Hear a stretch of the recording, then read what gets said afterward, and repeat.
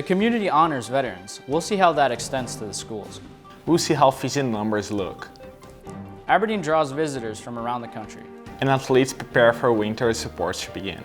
Hi, I'm Jabez Darrow and you're watching Eagle Zone. This week, I'm joined by Davi. Thanks, Jabez. No problem.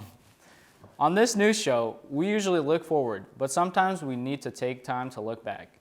That's why many in Aberdeen did as they honored military veterans at assemblies throughout town. Central High School hosted a Community Veterans Day ceremony, which included remarks from USA Senator Mike Grounds. Middle and elementary schools honored vets at their facilities as well.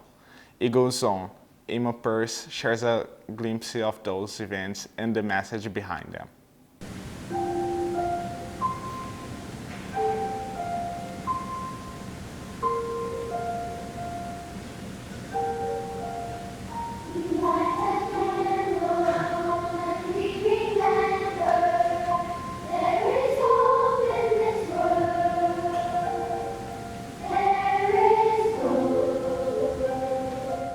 Armistice Day originally meant stopping the arms day.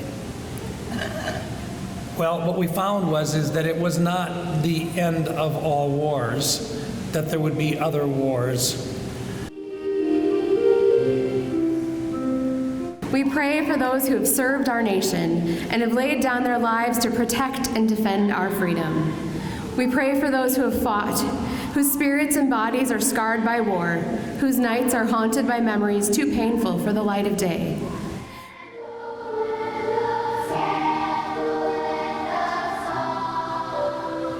You know, we have some of our soldiers, you wonder whether or not they've done anything important.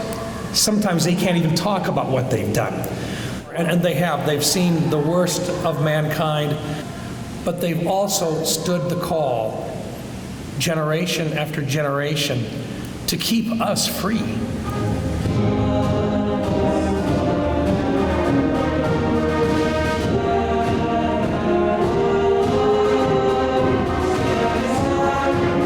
Today we also have to recognize those families and the fact that those families need our support as well.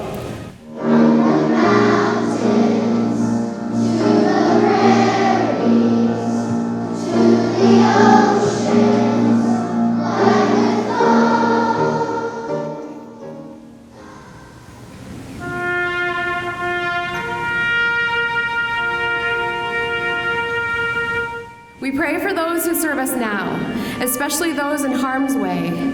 Shield them from danger and bring them home.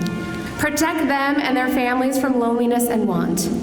May their dedication and honor be remembered as a blessing from generation to generation. Let's celebrate those freedoms that we sometimes take for granted.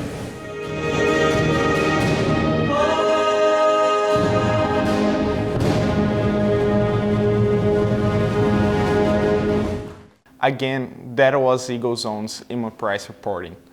Reporters talked to Senator rounds before the ceremony about artificial intelligence and national security. You can watch for that story on Eagle Live Zone later this month. Aberdeen Central ACT scores for 2023 are back. Reading scored the highest overall with an average score of 23. English scored the lowest with an average of 20.8. If you're looking at some pretty significant scholarship dollars, your ACT score makes a really big difference, and it's very slight differences in your score that moves you from one bracket to the next. So this year's ACT average is the second highest in the past 5 years with an average of 21.9. Aberdeen Central's theater department is hosting auditions for the one-act musical, Singing in the Rain. Video auditions are due November 16th and can be submitted via the On Acts Google Classroom. In-person auditions will be held. For more information, check out the posters around Central or contact Mr. Lossfield. We're a month into the pheasant hunting season. That's an important stretch for South Dakota, as it draws people from around the country. But hunters and wildlife officials are concerned this past spring about how many pheasants survived the long winter. Eagle Zone's Alec Baltimore covered that issue at the time. He joins us with a follow-up story to see how the numbers are looking. Alec? After fighting with bad weather this last winter, pheasant numbers are looking promising. As far as what game wardens are seeing, it's looking really good, and I don't have any concerns with this season at all. That's a big surprise after what they had expected the season to be like. We took a big hit last winter with our numbers for pheasants just because of the winter we had, but this spring was about perfect for repopulating. Those birds that did survive the winter brought a lot of chicks to the area. We did really well with pheasant hatch this spring. It panned out to be almost a perfect season for them, and we even had some double batches, which were good. With more birds than expected, hunter numbers are also looking promising, and those numbers are what help our region. These hunters bring business and grow our economy. I mean, people from all over the country come here to hunt, so we get a lot of questions on what our population looks like from year to year. Even when we don't have bad winters, we still get a lot of questions, and this year we had no shortage of questions, so I think the turnout will be good still. The state releases a harvest report in the spring, and we will check back in then to see how well they really did. Thanks, Alec. The pheasant hunting season runs through January. You can find more details on the Game, Fish, and Parks website. And with the pheasant hunting season comes a rise in the number of tourists that visit Aberdeen. Eagle Zone Joe Volsky checks in to see how the visitor numbers look this year. Hunters are here pushing fall tourism coming off a strong summer. This summer we did see a lot of people here. We definitely saw a lot of campground traffic. We also saw a lot of people coming and filling those hotels. We had some really great hotel numbers. Catherine Grandstrand with Aberdeen Convention and Visitors Bureau says young families made up a lot of summer traffic. You know, you can take a 10, 15-year-old out to the Black Hills and go hiking. We're a great place for those 2, 3, 4, 5-year-olds, especially with Storybook Land.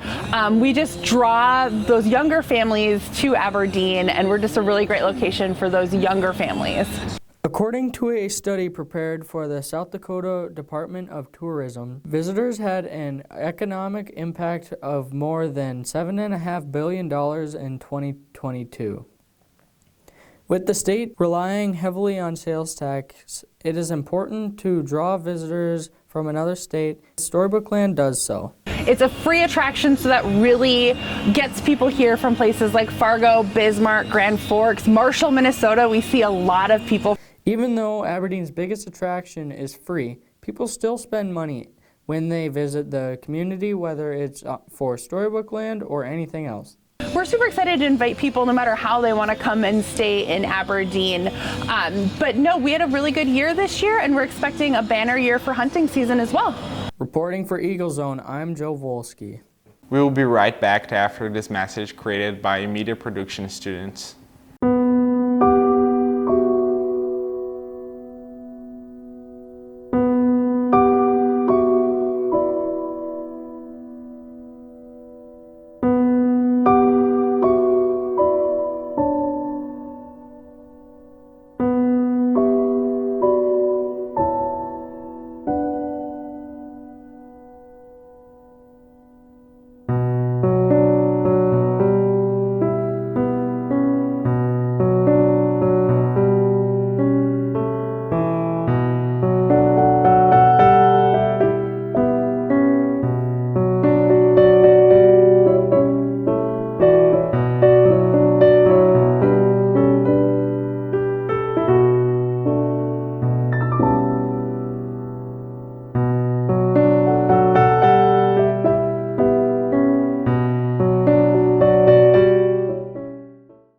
Welcome back. The girls' volleyball team is at the state tournament, and other athletes are preparing for winter sports. Eagle Zone's Zoe Stuckey joins us with sports. That's right, the volleyball team earned a trip to state after Sodak 16 win against the Pierre Governors. That was an exciting match that didn't look promising for Aberdeen early. In the first set, the Eagles are down by a point when senior Ashley Wangler paints the line to tie the game at 8. The first set is close, but Pierre takes it 26-24. Now to the second set. The Governors out in front and playing well. A nice dig sends it back to Aberdeen's side, but senior Taryn Nyman finds an opening and brings the Eagles within 5. But Pierre holds on to the second set too. Ahead to the third, the Eagles are close to taking this set when sophomore Emma Dorr gets the ace. That pulls Aberdeen within a point of winning the set, and they eventually do. Now to the fourth. The game's close and it's another ace. This time it's senior Airlie Waldo that ties it up, and the Eagles don't look back, forcing a fifth and final set. Aberdeen's up early, and freshman Lauren Burkhart adds to the lead as she powers the ball through the blockers. The Golden Eagles win the game in 5 sets. The state tournament runs Thursday through Saturday in Rapid City. We'll share results in our next show. The volleyball team is the last one competing from fall sports, but Eagle Zone's Joseph Lopez Martinez looks at ways winter sports athletes are preparing. When you see kids in the gym after school, they aren't messing around. They are preparing for winter sports through open gym or open mat. It's generally a time in which athletes are kind of between sports so that they have an opportunity to prepare for the upcoming sports. Coaches usually open the gyms and fields for athletes and supervise them, but they don't get paid for it and can't do any coaching while there. This can be important for kids to compete. It really depends on how hard you want to work. And like I said, coaches aren't coaching or anything, so it's really important for athletes to focus on doing things correctly because we don't want to develop any bad habits. Seniors take a leadership role. I feel like big leaders is like for sure Jet and Grant really helping the young, like us younger guys out, getting us ready. So. The value of open gym field mats depends on how hard you work. It's just like everything else. If you want to be good at something, you're going to have to work at it. It's also a time when kids who moved into the district or are coming up as freshmen can check out Central's program. So it gives kids who typically haven't been in our school a chance to come out and see where they fit. Reporting for Eagle Zone, I'm Joseph Lopez Martinez. We have reporters working on stories to preview each of the winter sports teams. Watch for those in later shows. This year's senior athletes are starting to pick colleges where they'll commit to play sports next year. Sierra Frank is going to NDSU for track and field. Girls soccer captain Kaylin Poppin puts the pen to the paper and takes her talents to NSU. And the girls state wrestling champion, Katrina Gibson, is heading to Sioux Falls with USF. Congratulations to all of them. Back to you guys. Thanks, Zoe. That's all for this episode of Eagle Zone. You can always watch our story by scrolling down to the Eagle Zone section of the school district website. We'll leave you this week with video from downtown Aberdeen with my guest, co-anchor Davi. I'm Jabez Darrow signing off with Eagle Zone.